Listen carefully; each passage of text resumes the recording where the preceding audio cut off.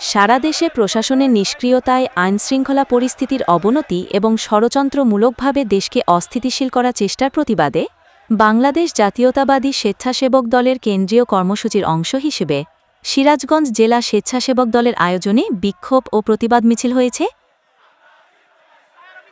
আজ মঙ্গলবার বিকেলে সিরাজগঞ্জ পৌর এলাকার জেসি রোডে অবস্থিত জেলা বিএনপির কার্যালয়ের সামনে থেকে মিছিলটি শুরু হয়। শহরের প্রধান প্রধান সড়ক প্রদক্ষিণ করে সিরাজগঞ্জ বাজার স্টেশন রোডের মুক্ত মঞ্চে গিয়ে শেষ হয়।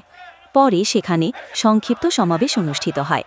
সিরাজগঞ্জ জেলা স্বেচ্ছাসেবক দলের আহ্বায়ক আবদুল্লাহ আল কায়েসের সভাপতিত্বে বক্তব্য রাখেন বিএনপি জাতীয় নির্বাহী কমিটির সদস্য ও জেলা বিএনপির সাধারণ সম্পাদক মোহাম্মদ সাইদুর রহমান বাচ্চু ও স্বেচ্ছাসেবক দলের কেন্দ্রীয় কমিটির যুগ্ম সাধারণ সম্পাদক জসিম উদ্দিন।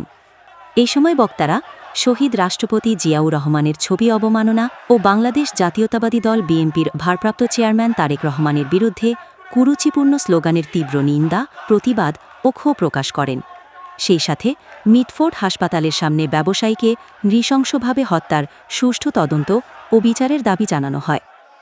সারা দেশে প্রশাসনের নিষ্ক্রিয়তায় আইনশৃঙ্খলা পরিস্থিতির অবনতি এবং ষড়যন্ত্রমূলকভাবে দেশকে অস্থিতিশীল করার চেষ্টার প্রতিবাদে বাংলাদেশ জাতীয়তাবাদী স্বেচ্ছাসেবক দলের কেন্দ্রীয় কর্মসূচির অংশ হিসেবে সিরাজগঞ্জ জেলা স্বেচ্ছাসেবক দলের আয়োজনে বিক্ষোভ ও প্রতিবাদ মিছিল হয়েছে।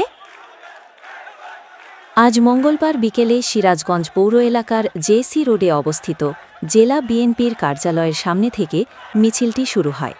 শহরের প্রধান প্রধান সড়ক প্রদক্ষিণ করে সিরাজগঞ্জ বাজার স্টেশন রোডের মুক্ত মঞ্চে গিয়ে শেষ হয়। পরে সেখানে সংক্ষিপ্ত সমাবেশ অনুষ্ঠিত হয়।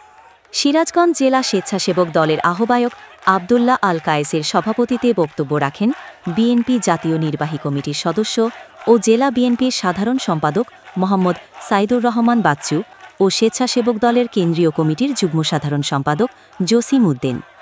এই সময়